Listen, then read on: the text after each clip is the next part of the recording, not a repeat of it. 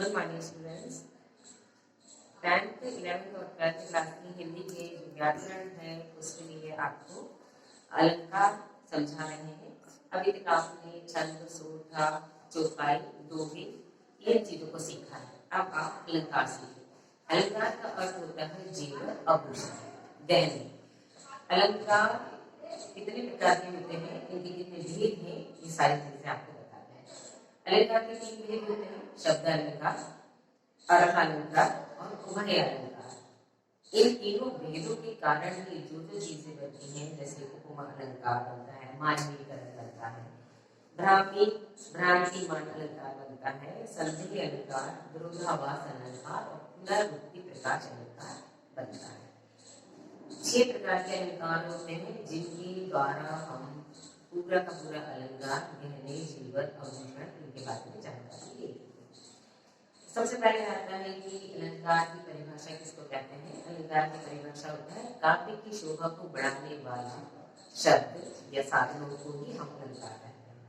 जिस तरह से नारी बहुत सारे गहने पहनकर अपनी सुंदरता में 4 चांद लगा लेती है, उसी प्रकार जो अलंकार होते हैं वो काव्य शब्दों को उनकी भांति उनमें 4 चांद लगा देती है, यानी उन साधनों को अलंकार कहते हैं। जो काव्य को अलंकृत करे वह अलंकार है। अलंकार का शाब्दिक अर्थ होता है आभूषण। जिन गुण धर्मों के द्वारा काव्य सौंदर्य में वृद्धि होती है उसे हम अलंकार कहते हैं। अलंकार के प्रकार है, अलंकार के 3 भेद होते हैं। शब्द अलंकार, यहाँ शब्द चयन द्वारा कथन में सौंदर्य आता है, वहाँ शब्द अलंकार आता है। उदाहरण के तौर पर चंचल चारु चित्तोनी चित्ते, चित्र चोरती चगनो चहा भई। यहाँ पर अलंकार चा की भाषा से अवृत्ति है। चा भाषा जो है वो पूरे दोहे में हमारे पास है। चा अवृत्ति से जब हम बनाए चापे को, उसमें सौंदर्य युक्त हो जाते हैं। इन सौंदर्य युक्त से ही हमारे आकर्षण का केंद्र होते हैं, जैसे चंचल, चारु, चितवनी, चोर, ये सारी चीजें चा से बनी हुई है। इनको शब्दों को इकट्ठा करने के लिए आप देखिए कितना मेहनत होती है, और इस चा की आवृत्ति के कारण ही इसमें 4 चांद लग जाते हैं। यानी कौन से अलंकार में? शब्द अलंकार में। अर्थ अलंकार, यहाँ कथन में अर्थांगत सौंदर्य होता है, उसे अर्थ अलंकार कहते हैं। अर्थ काव्य के अर्थ और भाव को चमत्कारिक बनाने वाले अलंकार अर्थ अलंकार कहलाते हैं। जब हमारे अर्थ अलंकार होते हैं तो कैसे होते हैं कि सुमनों की मुस्कान तुम्हारी, यानी कि तुम्हारी जो हंसी है, तुम्हारी जो मुस्कान है वो फूलों के समान है। सुमन का अर्थ होता है पर्यावाची शक्ति में फूल, पुष्प। इसका अर्थ है कि आपकी जो हंसी है, आपकी जो मुस्कान है वो एक फूल के समान है, सुमनों के समान है, पुष्पों के समान है, यानी कि फूल के समान है। इन सुमनों के स्थान पर फूल या पुष्पों को रख देने से अलंकार और अर्थगत सौंदर्य में कोई अंतर नहीं पड़ता है। यानी हम सुमन रख दो, फूल रख दो, पुष्प रख दो, कुछ भी रख दो, उसमें कोई भी शब्द में हेराफेरी नहीं होगी, क्योंकि अर्थ सबका एक सा ही रहता है। सुमन का मतलब फूल होता है, फूल का मतलब सुमन होता है, और फूल का मतलब भी पुष्प होता है, पुष्प का मतलब भी फूल होता है। यानी कि हमें सब चीजें जो है वो हमारी एक चीज को प्रतीक करती है, मुस्कान को प्रतीक करती है। यानी कि मुस्कान जो है वो काफी सौंदर्य से युक्त है। अब हमारे आता है उभय अलंकार, जहाँ कथन में शब्दगत और अंतर्गत दोनों ही प्रकार का चमत्कार और सौंदर्य हो, वहाँ उभय अलंकार कहलाता है। जैसे अंकुरी अवरानी के बीच दिए, सखियन सी भो बात बनावत देखे, पूर्व पूर्व पुण्य जग जवनी, युग लोचन चाप चढ़ावत देखे। बहुत अच्छा है। अनुप्रास शब्द का अलंकार और रूपक शब्द अलंकार दोनों ही इसमें मिक्स हो रहे हैं। जैसे अंकुरी अवरण के बीच दिए, सखियन सो बात बनावत देखे, पूर्व पुण्य जग जवनी, युग लोचन चाप चढ़ावत देखे। शब्द अलंकार इसमें कौन से अनुप्रास है? दोहा आएंगे कि अंगूरी अवरण, यानी कि अंगूरी की बेल के बीच में हमने दिए को जलते हुए देखा हुआ है, और सखियन से बातें करते हुए बतियाना जिसको कहते हैं, वो करते हुए हमने वहां देखा हुआ है। और पूर्व जो है, पूर्व दिशा जो है, वहां पर हमने जो सूरज होता है, सूर्य से निकल पूर्व दिशा से जो निकलता है, उसको वहां पर हमने जगह जाहिर होते हुए देखा, यानी कि जगमगाते हुए देखा है। युग लोचन चाप, हमारा युग है जो हमारे वर्ष निकल जाते हैं, लोचन का मतलब होता है आँख, उन्हीं युगों के आंखों में हमने वो ताप को चढ़ते उतरते देखा है। हमारी जो आंखें हैं उनके हमने कई वर्ष ऐसे देखे हैं जो उतरते हैं चढ़ते, जैसे आजकल हम कह सकते हैं कि कोरोना के काल में हमने वो सब चीजें देखी हैं जो हमने कभी भी जिंदगी में नहीं देखी थी, ना हमने सोचा था ये चीजें। आज हमारी वो आंखें उन चीजों को देख रही हैं। अब आता है हमारा उपमा अलंकार। उपमा का अर्थ होता है एक वस्तु का किसी दूसरी वस्तु से समानता के आधार पर तुलना करना, जहाँ किसी वस्तु के कि उसके किसी विशेष गुण या स्वभाव की विशेषता के आधार पर तुलना की जाती है, वहाँ उपमा अलंकार होता है। जैसे पीपर पात सर से मन डोला, यानी कि पीपल के पत्ते के समान मन का डोलना लगना, यानी कि मन को डोलने जैसा लगना। वहाँ में लगता है पीपल का जिसका पत्ता हवा के झोंके से इधर उधर होता है, ऐसे हमारा जो मन है वो भी हर इच्छाओं को लेकर इधर उधर होता रहता है।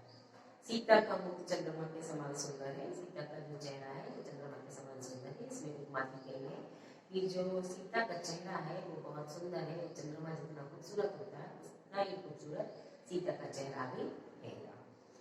अब आता है उपमा अलंकार के भेद। इसमें दो अलंकार के भेद दिए जाते हैं, यानी कि उपमा अलंकार में भी दो भेद है, पूर्ण पमा अलंकार और लुप्तोपमा अलंकार। पूर्ण अलंकार जो होता है वो पूर्ण रूप से, जैसे हमारे पूर्णिमा अमावस्या होते हैं ना, महीने में जो पखवाड़े होते हैं, यानी कि 15 दिन हमारे होते हैं पूर्णिमा के, 15 दिन होते हैं हमारे अमावस्या के। जैसे अब अमावस्या आने वाली है तो यहाँ पर अंधेरी रात होती है, एक उजाली रात होती है, ऐसे पूर्ण शब्द होते हैं और जैसे लुप्त शब्द होते हैं, यानी कि गायब हुए शब्दों को भी हम अलंकार कह सकते हैं और वहाँ पर पूर्ण रूप से बने हुए शब्दों को भी हम अलंकार कह सकते हैं।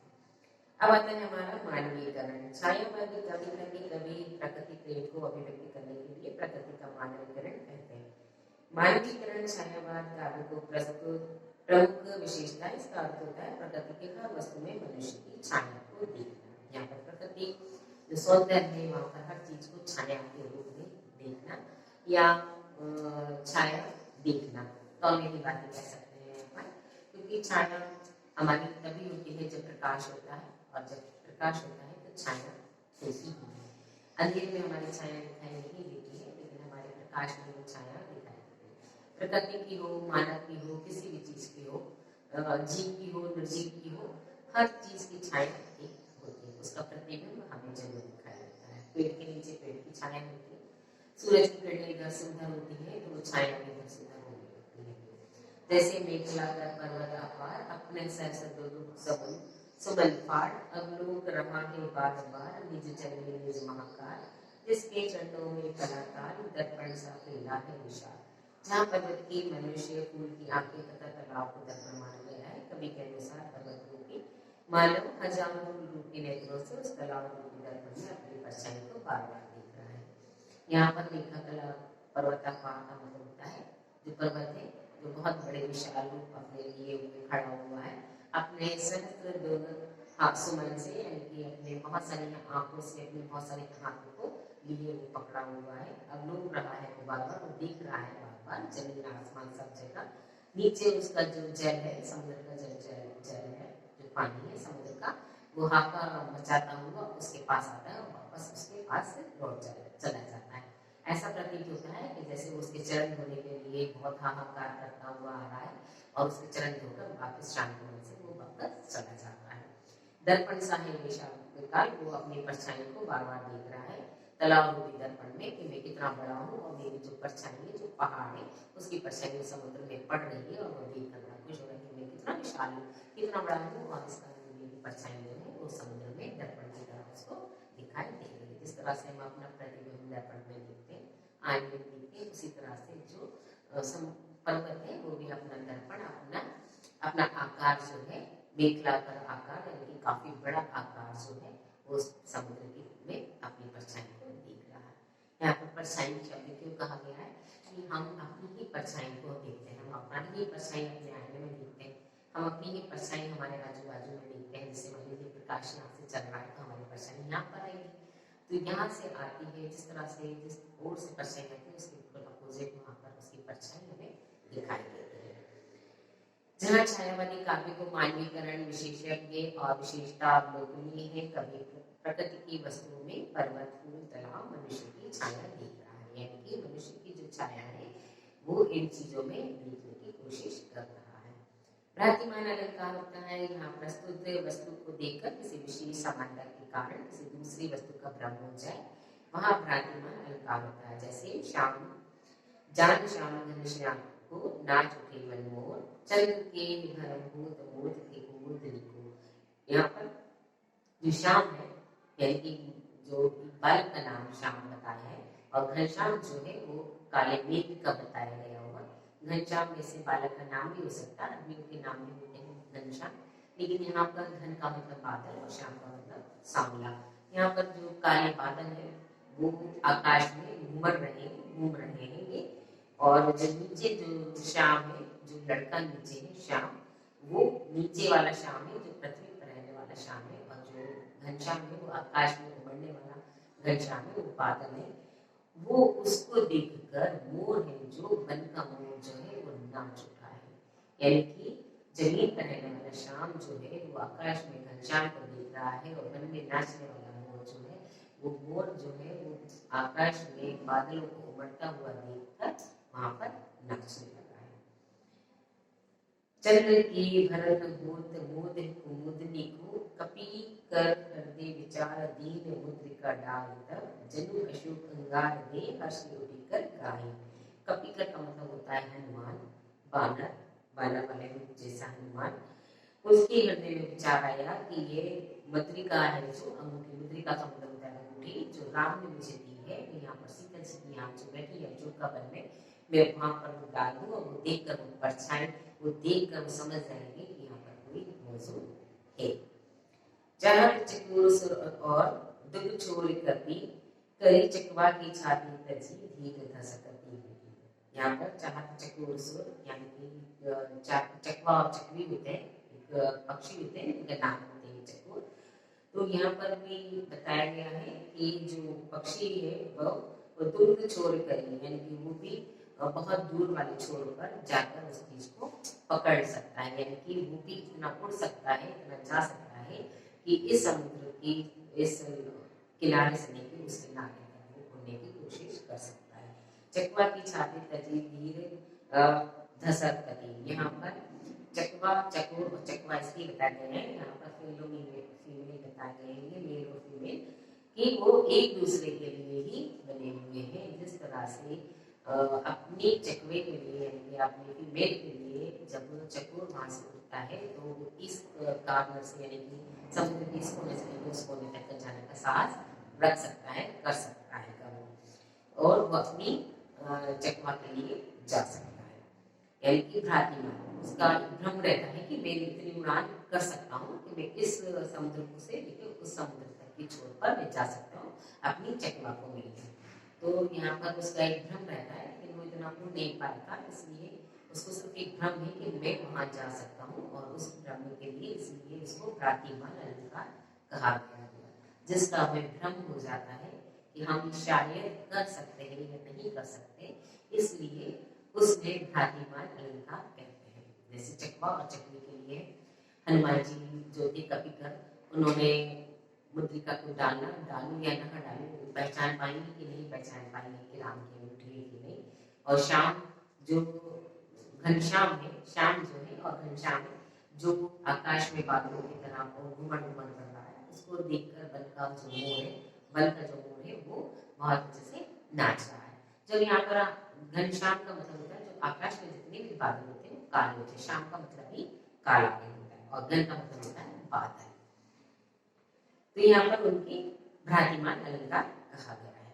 अब आता है हमारा संधि अलंकार, जहाँ रूप रंग और गुण की समानता के कारण किसी वस्तु को देखकर ये निश्चित ना हो कि ये वही वस्तु है, वहां संधि अलंकार होता है। इसमें अंत तक ये संशय बना रहता है कि ये हमारी चीज है या नहीं है। संधि का मतलब यही होता है कि आ जाए, है ना, कि भाई ये हमारी पुस्तक है या नहीं है।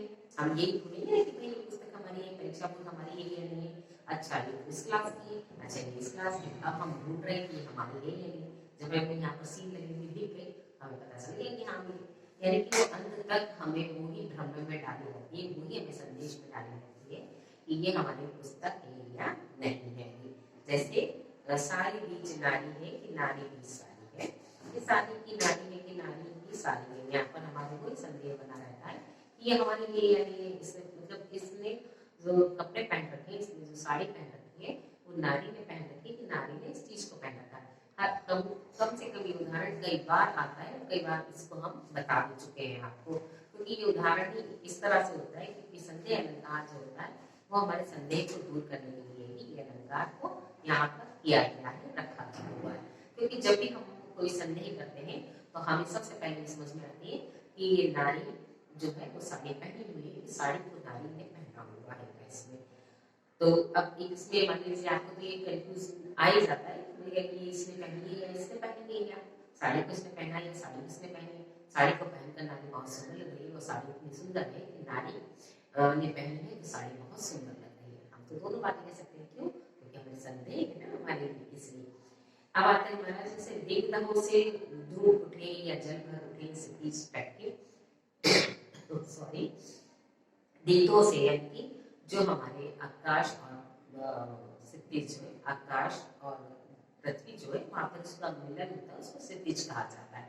जैसे मान लीजिए अपना बड़ा तालाब है, बड़े तालाब से आप बिल्कुल वहाँ पर खड़े होकर देखते हैं, बड़े तालाब के इधर यहाँ पर जो पुल बना हुआ है राजा, वहाँ पर आप खड़े होकर देखेंगे तो आपको दूर, बहुत दूर एक ऐसा लगेगा जैसे ये ना आकाश और नीचे जो हमारा तालाब जो है वो बिल्कुल मिल रहे हैं ना, दोनों ऐसे लगते हैं जैसे मिल रहे हैं एक दूसरे पर। तो ऐसा प्रतीत होता है, उसी लिए उसको कहा जाता है क्षितिज, क्षितिज मिलन कहा जाता है उसको। यहाँ पर आकाश और पृथ्वी का मिलन होता है, उसको क्षितिज कहते हैं। यानी कि बिल्कुल आकाश दूर से, बहुत दूर से आकाश जो होता है वो ऐसा लगता है जैसे पृथ्वी पर नीचे झुका हुआ है, उस पर हुआ। तो धूप उठे या जल उठे, उठे क्षितिज तट के, यानी कि जो पानी है और जो आकाश में बादल है वो ऐसे प्रतीत होते हैं जैसे दोनों मिल रहे हैं। भ्रातिमान में एक वस्तु से दूसरी वस्तु का झूठा निश्चय हो जाता है, जबकि संदेह में अनिश्चित बना रहता है। यानी कि भ्रातिमान में वस्तु से दूसरी वस्तु को झूठा निश्चित हो जाता है। हम तो मानते हैं कि कभी आकाश और पृथ्वी नहीं मिलते, लेकिन एक निश्चित होता है, झूठ निश्चित होता है कि हाँ वहां पर जाकर प्रतीत हो रहा है कि वो मिल रहे हैं, है ना। जबकि हमें संदेह होता है, ये अनिश्चित वाचक होता है कि इसमें संदेह नहीं है, क्योंकि वो मिलते नहीं है, लेकिन हमें ऐसा प्रतीत होता है, संदेह होता है कि वहां पर मिल रहे हैं। तर्क वितर्क की भावना बनी रहती है भ्रातिमान में, हम स्वयं भ्रम दूर नहीं कर पाते, जबकि संदेह में कर लेते हैं। भ्रातिमान में हम वो चीजें दूर नहीं कर पाते हैं जो हम संदेह में कर लेते हैं। जैसे कि तर्क वितर्क होता है कि उन्होंने कहा नहीं वहाँ तो क्षितिज मिल रहा है, वहाँ तो तट मिल रहा है, नहीं मिल रहा, क्योंकि हमने देखा ना कि आकाश और धरती मिलती है क्या, नहीं मिलती। लेकिन हमारा संदेह, हमारा भ्रातिमान जो होता है, भ्रम जो होता है, वो हमें कहता है कि हाँ वहाँ पर मिल रहे हैं, क्योंकि हम बहुत दूर तक जब देखते हैं हमारी जो आंखों की जो दूरियां होती हैं वो वहां तक जाकर सिमट जाती है, वहां पर हमें प्रतीत होता है कि दोनों मिल रहे हैं, इसलिए हमें क्षितिज कहा गया है उसको। अब आता है विरोधाभास अलंकार। यहाँ पर किसी पदार्थ गुण या क्रिया में वास्तविक विरोध में भी विरोध का आभास हो, वहां पर विरोधाभास अलंकार होता है। जैसे उदाहरण के तौर पर वह मुख की मधुराई कहाँ गई, मीठी लगी अखियाँ युवानी, तांती बागनाथ कवित रस सहरस राग रंग, अन्नपूर्णी तीरे जेरूरी सब अंग।